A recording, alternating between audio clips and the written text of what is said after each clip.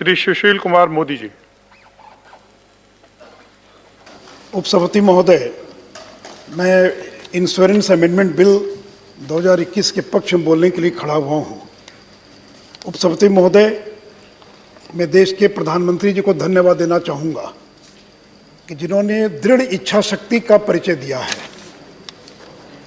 You require strong political will to bring about economic reforms in this country. In the year 1991, it was Narasimha Rao ji, but it was not, but the economic reform that was started by Narasimha Rao ji, that was because of compulsions. लेकिन नरेंद्र मोदी जी ने पिछले 6 साल में जिस तरह से देश में जीएसटी को लागू करने का काम किया है, आईबीसी को लागू करने का काम किया है, privatisation, DFI, labour code, agriculture reforms, और निर्मला जी ने 1 फरवरी को बजट में जो घोषणा की थी एफडीआई के बारे में इंश्योरेंस सेक्टर में, उसको 1 महीने के भीतर ही और बिल लाकर लागू करने का सरकार ने अपने दृढ़ निश्चय संकल्प का और इजहार किया है। उपसभापति महोदय, I was surprised by speech of Shri Anand Sharma ji, is very senior to me and I have high regard for Anand Sharma ji. Sir, it is not mandatory for 74% for each and every insurance company. We have not made it compulsory. It is not mandatory. It is only an enabling provision. We are not forcing Indian companies that you must have 74% of foreign equity. हम किसी को बाध्य नहीं कर रहे हैं। हमने तो केवल प्रावधान रखा कि अगर कोई निजी कंपनी अगर फॉरेन इक्विटी अगर 74% तक अगर वो करना चाहे तो कर सकती है। We are merely saying that if you wish to have a foreign equity, you want a foreign collaboration, then you can go up to 74%. तो पहली बात तो मैं ये स्पष्ट करना चाहता हूँ कि it is not mandatory, it is not compulsory, and it is not being forced in any company. It is for them to decide how much equity they want, and it is for the foreign collaborators, they have to decide how much they are going to invest in that particular company. So still there will be Indian companies who will be 100% Indian companies. Kotak Mahindra 100% Indian company है। 1 दर्जन company होगी insurance sector में जिन्होंने foreign collaboration नहीं किया, जिन्होंने FDI के limit का इस्तेमाल नहीं किया, and who will not like to share the equity with anyone else. इसलिए पहली बात तो मैं ये आपके माध्यम से और ये सदन को बताना चाहूँगा। और दूसरी बात ये उपसभापति महोदय कि भारत, हमको इतने डरने की क्या जरूरत है? ईस्ट इंडिया कंपनी आ जाएगी, विदेशी कंपनियां आ जाएगी, भारत को खा जाएगी, वो जमाना चला गया। Sir, if you want to enter 21st century, we should not have a mindset of 18th century. अगर 21वीं शताब्दी में प्रवेश करना है तो उसे 19वीं शताब्दी के मानसिकता से हम 21वीं शताब्दी का मुकाबला नहीं कर पाएंगे। So India is a powerful country and no country in the world can take us for a ride. हमें अपने पर विश्वास रखना चाहिए। और कोई आएगा और लेकर चला जाएगा, ऐसा संभव है क्या सौती मोदी? कोई आएगा और लेकर चला जाएगा? Nobody can do it. और जब तक नरेंद्र मोदी का राज है, कोई भी विदेशी कंपनी यहाँ से पूंजी को लेकर बाहर नहीं जा सकती है। सौती महोदय, already there is more than 74% of FDI in banking sector. तो क्या हो गया बैंकिंग सेक्टर में? अगर 74% एफडीआई है तो हमने तो इंश्योरेंस सेक्टर में भी लाने का और ये प्रयास किया है। और उपसभापति महोदय, ठीक ही कहा हमारे पूर्व के लोगों ने। निर्मला जी ने जब बजट पेश किया तो उसमें कहा उन्होंने कि अलाउिंग, और ठीक है रामचंद्र बाबू ने, allowing foreign ownership and control with safeguards. The word which has been used in the budget speech is control with safeguards. और सौती महोदय, majority of directors on the board, majority of the directors and key management person like CEO, CFO, CRO, all of them will be resident Indians. They will not be foreigners. They will not be Americans. They will be resident Indians. तो सौती महोदय, अगर ownership foreign ownership भी है, लेकिन सारे लोग अगर directors, अगर 50% डायरेक्टर्स बीइंग इंडिपेंडेंट डायरेक्टर्स, अगर डायरेक्टर्स में इंडियंस का बहुमत है, रेजिडेंट डायरेक्टर्स हैं, और सती महोदय, बार बार एक बात कही जाती है कि वो पैसा लेके चले जाएंगे। आई वुड लाइक टू आपके माध्यम से मैं सदन को बताना चाहूँगा, there is section 27E in the Insurance Act. We are amending only a small part of the bill, of the act, कि 49 से बढ़ा के 74 कर रहे हैं। लेकिन जो इंडियन इंश्योरेंस एक्ट का सेक्शन 27E है, मैं उसको पढ़ना चाहूँगा। No insurer shall directly or indirectly invest outside India the funds of the policy makers. यानी कोई भी, चाहे वो इंडियन इन्वेस्टर हो या फॉरेन इन्वेस्टर्स हो, वो प्रीमियम का पैसा भारत के बाहर नहीं ले जा सकेगा और भारत के बाहर ले जाकर उसको इन्वेस्ट नहीं कर सकेगा। सती महोदय, this is the safeguard. Nobody can dare to take money from this country and invest in any foreign country. सती महोदय, हम लोगों ने इस बात का प्रावधान किया है। और इतना ही नहीं सती महोदय, मैं सदन को ये भी बताना चाहूँगा कि आज इंश्योरेंस सेक्टर की कंपनियों का क्या हाल है। हम कंपनियों का नाम ले रहे हैं। सती महोदय, there is a solvency margin. Solvency margin means कि एसेट और जो लाइबिलिटीज है उसका 150% का रेशियो होना चाहिए। यानी आपकी जो लाइबिलिटी है और जो एसेट है, asset should be 150% of your liability. अगर 100 रुपये की लाइबिलिटी है तो आपके पास 150 रुपया होना चाहिए, 150 rupees. This is known as a solvency margin. और सती महोदय, मैं बताना चाहूँगा कि ओरिएंटल इंश्योरेंस, ये यूनाइटेड इंडिया इंश्योरेंस कंपनी का क्या है solvency margin? It is only 86%। It should have been more than 150%, but oriental insurance company limited, उसकी सॉल्वेंसी मार्जिन केवल 86% है। National insurance solvency margin is only 20%। और मैं बताना चाहूँगा सदन को कि in this financial year government of India is going to infuse 13,500 crore as a capital in these insurance companies. सती महोदय, अगर ये स्ट्रेस में नहीं होती, अगर इनका सॉल्वेंसी मार्जिन ठीक होता तो ये 13,500 करोड़ रुपया हम सड़क पर खर्च करते, किसी और काम पर खर्च करते। But we are forced to invest, we are forced to infuse 13,500 crore, and already we have infused 9,500 crore, and another 3,000 crore has been provided in the supplementary budget which is for this financial year. तो सती महोदय, अगर ये स्थिति है कि जो general insurance की जो 2 कंपनियां हैं और एक और तीसरी कंपनी ओरिएंटल इंश्योरेंस, उसका सॉल्वेंसी मार्जिन क्या है? 137%. It is still below 150%. It means all the 3 general insurance companies are in distress. They're in financial distress, and they require more and more money to infuse capital for their survival. तो सती महोदय, क्या ऐसी स्थिति में अगर हमने और FDI की लिमिट को बढ़ाने का निर्णय लिया है तो इसमें क्या गलत क्या सती महोदय? और आनंद शर्मा जी पूछ रहे थे कि 2015 में जब FDI limit was increase from 26% to 49%, उसके बाद कितना फॉरेन कैपिटल आया है। मैं बताना चाहूँगा आनंद जी कि over 26,000 crore FDI has come to only in this insurance sector. 26,000 crore FDI का इनफ्लो पिछले 5 साल के अंदर इंश्योरेंस सेक्टर में हो चुका है। और मुझे इस बात की पूरी उम्मीद है कि 49 को बढ़ा के 74% करने के कारण in the next 3 years more than 30,000 crore foreign capital will be infused in the insurance sector of this country.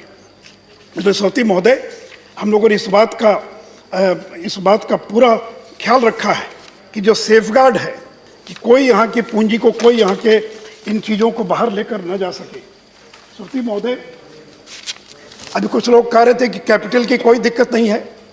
Sir, this is a capital intensive industry, is require huge capital, and it is a risky business. ये कोई सामान्य business नहीं है, ये risky business है। Earthquake आ गया, बाढ़ आ गई, कुछ बड़ी घटना घट गई तो लाखों करोड़ों रुपया जो है इंश्योरेंस कंपनी को पे करना पड़ेगा। और एक इंश्योरेंस कंपनी का जो ब्रेक इवन है that is 10 years for life insurance companies, and for the general insurance company the break even point is 5 to 7 years। यानी आप आज अगर पूंजी लगाएंगे, it is a long gestation period, it is a break even of more than 5 to 7 years and 10 years, and all the insurance companies are facing liquidity problem in this country, and they are not in a position to meet solvency and growth requirements। और इसलिए सती महोदय, कोई भारत का पूंजीपति, उद्योगपति insurance sector में पैसा लगाने के लिए तैयार नहीं है। अभी कई लोग कह रहे थे, कुछ लोगों का नाम, they plenty of money, there are no problem of liquidity in the insurance sector, but no big industries of this country, they are ready to invest in insurance sector because of its because of the high risk factor, because it is of its long gestation period। और इसलिए सती महोदय, अगर भारत के उद्योगपति अगर पूंजी लगाने के लिए तैयार नहीं है, जिस मात्रा में पूंजी की आवश्यकता है, तो अगर वैसी स्थिति में अगर हमने 49 को बढ़ाकर 74% कर दिया और फिर जो सेफगार्ड्स के साथ, तो सती महोदय, इससे भारत को लाभ हो रहा है या भारत को नुकसान हो रहा है? And somebody said that there was no consultation.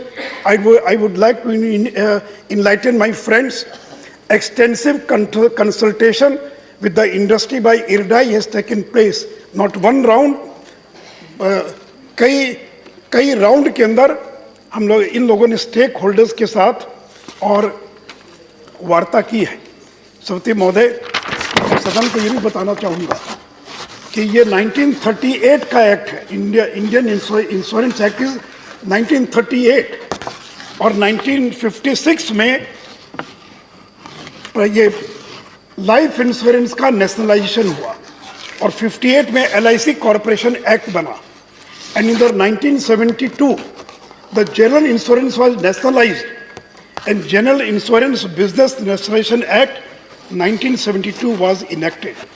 So what was said yesterday is not valid today। आप कह रहे हैं कि आपने विरोध किया, मैंने समर्थन किया। अरे भाई, 90 की बात अलग होगी, 2004 की बात अलग होगी, समय बदलता, समय के साथ आगे बढ़ना पड़ता है, और हम टेक्निकल डिटेल्स में जा रहे हैं, हम तकनीकी चीज़ों के अंदर जा रहे हैं। We are not going on merit, we are going in technical details. और मैं ये भी बताना चाहूँगा कि RBI के ex governor mister RN Malhotra, उनकी अध्यक्षता में कांग्रेस की सरकार ने एक कमेटी का गठन किया था कि इंश्योरेंस सेक्टर में किस तरह का रिफॉर्म लाया जाए, लेकिन 3 सरकारें उनकी रिपोर्ट के बाद चली गई, कांग्रेस की सरकारें, but they could not dare to bring about any reform in the insurance sector.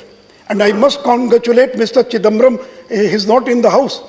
When he was in Tamil Manila Congress and was finance minister with Mr. I.K. Gujral, he tried his best to bring about a bill for creation of insurance regular authority, लेकिन उनको सफलता नहीं मिल पाई। नहीं, yes, मैं उसलिए कह रहा हूँ जयराम रमेश जी कि समय बदलता है। 90 के हम लोग भी, सवती महोदय, एक समय में हम लोग कंप्यूटराइजेशन का विरोध करते थे, आज हम ही लोग सबसे ज़्यादा टैक्स सेवी हैं। तो समय बदलता है, समय के अनुसार लोगों को बदलने की आवश्यकता है। और सवती महोदय, और मैं सवती महोदय मैं ये भी बताना चाहूँगा कि 2000 में पहली बार अगर प्राइवेट पार्टिसिपेशन और 26% FDI का बिल अगर किसी सरकार में पारित हुआ तो it was Atal Bihari Vajpayee NDA government. तो अगर पहली बार इंश्योरेंस सेक्टर में कोई रिफॉर्म हुआ, आप क्यों नहीं कर पाए? हम क्यों GST लागू कर दिया हमने, आप क्यों नहीं कर पाए GST? Because it requires strong political will. A weak leader can't implement GST, can't bring GST. A weak leader, a weak leadership, they can't bring about. आपको नहीं, आनंद जी, अभी आपके स्पीकर हैं। नहीं, कहीं आपका नाम नहीं लिया उन्होंने। नहीं, आनंद जी, नहीं, आनंद जी, प्लीज आनंद, नहीं, आनंद जी, प्लीज, नहीं, आनंद जी, नहीं, आनंद जी, प्लीज। सुशील जी, आप बोलिए, नथिंग विल गो। आनंद जी, अभी सुशील जी का जो रिकॉर्ड में जाएगा, बाकी कोई रिकॉर्ड में नहीं। नहीं, आपके अभी स्पीकर हैं, वो बोलेंगे भी। अभी आपको, अभी आपकी पार्टी की तरफ से एक स्पीकर और हैं अभी। अब सुशील जी आप बोलिए। नहीं, नहीं, आपका कोई नहीं। अभी आपके स्पीकर हैं, वो बोलेंगे भी आपको। सुशील जी आप बोलिए प्लीज। करिए, बाद में आनंद जी दे दीजिए, आप बोलिए सुशील जी प्लीज, इसलिए प्लीज। इसलिए nothing will go in record, only Sushil ji की स्पीच रिकॉर्ड में। यस प्लीज, उपसभापति महोदय, प्लीज। 2000 में इस देश के अंदर केवल 7 इंश्योरेंस कंपनियां थी और प्राइवेट पार्टिसिपेशन और एफडीआई को लिबरलाइज करने का परिणाम हुआ कि आज देश के अंदर there 56 insurance company in this country. तो जहां पहले 7 थी, बढ़कर 49 प्राइवेट सेक्टर में आई और आज 56 इंश्योरेंस कंपनी इस देश के अंदर है। और सौती महोदय, मैं सदन को यह भी बताना चाहूँगा कि जो पब्लिक सेक्टर की 7 और प्राइवेट सेक्टर की जो 49 कंपनियां हैं, इसमें जो प्रीमियम का शेयर है, the premium share of public sector is 57.8%, whereas private sector जो 42.2। आप LIC की बात कर रहे हैं सर, मैं तो चाहूंगा कि भारत के अंदर 1 दर्जन LIC होनी चाहिए।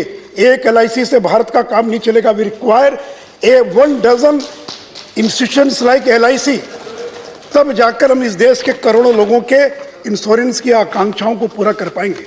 और सौती महोदय, इसलिए जो प्राइवेट सेक्टर का जो रोल है, अगर ये प्राइवेट सेक्टर नहीं होता तो जो 42.2% जो प्रीमियम के अंदर शेयर है प्राइवेट सेक्टर का, वो शायद नहीं हो पाता।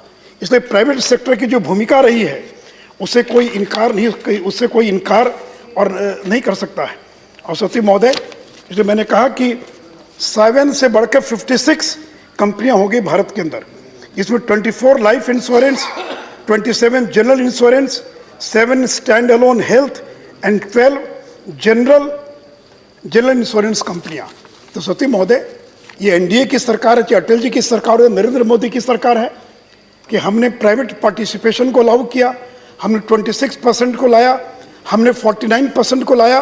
और ये नरेंद्र मोदी की सरकार की इच्छा शक्ति है कि 2015 में 49 लाया और 5 साल के भीतर हमने इसको बढ़ाकर 74% करने का बिल जो है इस सदन के अंदर हम लोगों ने पेश करने का काम किया। इसलिए सौती महोदय जी, नहीं, नो रनिंग कमेंट। और सौती महोदय, नहीं, प्लीज, नो रनिंग कमेंट। इसलिए सौती महोदय, मैं केवल और यही मैं आग्रह करना चाहूँगा सौती महोदय, और मैं ये भी बताना चाहूँगा कि ये जो 56 कंपनियां हैं उसमें केवल 5 कंपनियां हैं जिनका कि 49% FDI सैचुरेशन पॉइंट पर पहुंच गया है। आदित्य बिरला सन लाइफ, एजल life, Aviva life, Edelweiss Tokyo life, Reliance Nippon life, उनका जो FDI है, they have reached the peak that is 49%. And now if those companies want more foreign equity, why shouldn't allow? हम क्यों नहीं उनको अलाउ करें कि अगर ये 5 कंपनियां जिनका कि 49% तक जिनका पहुंच गया फॉरेन इक्विटी कैपिटल, अगर उनका FDI, और अगर वो चाहते और फॉरेन कंपनियां चाहती हैं, अध्यक्ष महोदय, अगर कोई फॉरेन की कंपनी आएगी भारत के अंदर और वो अगर इन्वेस्ट कर रही है इक्विटी में, तो वो क्यों नहीं चाहेगी कि हमारा उस पर अधिकार हो? इसमें क्या हुआ, भारत में सैकड़ों विदेशी कंपनियां काम कर रही हैं, लेकिन हमने सेफगार्ड प्रोवाइड किया है। और जैसा मैंने कहा, और एक बात मैं और बता दूं सदन को, मुझसे ज़्यादा लोग जानते हैं बैठे हुए लोग, ये जो इंश्योरेंस एक्ट है और IRDAI जो है, उसमें ये कंपनियां अपना कितना किस चीज़ में इन्वेस्ट करेगी उसका एक पूरा गाइडलाइन बना हुआ है। वो ऐसा नहीं कि उस पैसे को कहीं भी इन्वेस्ट कर सकती है। LIC अगर इंफ्रास्ट्रक्चर में कितना इन्वेस्ट करेंगी, बाकी में कितना इन्वेस्ट करेंगी, तो वो इन्वेस्ट करने का एक पूरा और प्रावधान बना हुआ सौती महोदय। और श्री सौती महोदय, मैं सदन से यही कहना चाहूँगा कि FDI को 74% बढ़ाए जाने का पेनिट्रेशन जो है, expansion of penetration, level of competition, किसी एक की मोनोपोली क्यों होनी चाहिए? क्यों केवल सरकारी कंपनियां रहेगी? क्यों नहीं स्पर्धा होनी चाहिए? अगर लेवल ऑफ कंपटीशन बढ़ेगा तो नए नए प्रोडक्ट्स आएंगे, प्रीमियम का रेट घटेगा, आपस में कंपटीशन होगा. सो level of competition, better products at a lower cost, effective vehicle for house hold saving. लोगों के बचत का एक सबसे बड़ा माध्यम जो है ये इंश्योरेंस है. Creating long term asset in the economy, और जिसमें मैंने अभी जिक्र किया, LIC अरबों खरबों रुपया इंफ्रास्ट्रक्चर में इन्वेस्ट कर रही है इस देश के अंदर. तो creating long term asset in the economy, faster growth, employment generation. आज LIC के लाखों एजेंट्स काम कर रहे हैं. अगर संख्या बढ़ेगी तो लाखों लोगों को रोजगार मिलेगा. तो FDI के आने से और विदेशी कंपनियों के आने से विदेशियों को रोजगार नहीं मिलने वाला, भारत के अंदर रहने वाले गरीब बच्चों को इसके माध्यम से रोजगार मिलने वाला है. बेनिफिट स्मॉलर इंश्योरेंस कंपनीज जिन्हें लिमिटेड एक्सेस के long term committed source of finance की प्रॉब्लम है. Greater technical know how, global best practices, global best expertise in creating new products, better underwriting of skills. तो सभापति महोदय, ये अगर ये कंपनियां आती हैं तो अपने साथ बेस्ट प्रैक्टिसेस को लेकर आएंगी. और सभापति महोदय, मैं फिर एक बार निर्मला सीतारमण जी को इस बात के लिए धन्यवाद देना चाहूँगा कि 1 फरवरी की घोषणा के बाद और आज 18 तारीख को 1.5 महीने के भीतर इन्होंने ये बिल लेकर आने का काम किया है. और ये शिवसेना के लोग बैठे हुए, NCP के लोग बैठे हुए, ये सारे लोग तो जिन्होंने 2015 के बिल का समर्थन किया था और कांग्रेस ने भी मदद की थी. मैं फिर से एक बार कांग्रेस के नेताओं से आग्रह करूंगा, don't go in the nitty-gritty, in the details, in the technical details. समय कम हमारे पास है, हम समय का इंतजार नहीं कर सकते हैं.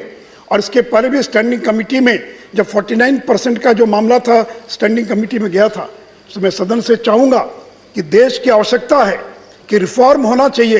या अगर मौका चूक गए तो इस देश के अंदर फिर कोई रिफॉर्म करने की हिम्मत नहीं कर पाएगा. इसलिए नरेंद्र मोदी का एक को मैं धन्यवाद देना चाहूँगा कि एग्रीकल्चर रिफॉर्म पर वो अड़े हुए हैं, क्योंकि एग्रीकल्चर रिफॉर्म देश को आगे ले जाने का काम करेगा. इसलिए मैं फिर से एक बार देश के प्रधानमंत्री, देश की हमारी सरकार और NDA के तमाम घटक दल और सभी लोगों से अपील करता हुआ कि सर्वसम्मति से इस बिल को सदन के अंदर पास किया जाए. धन्यवाद. Thank you.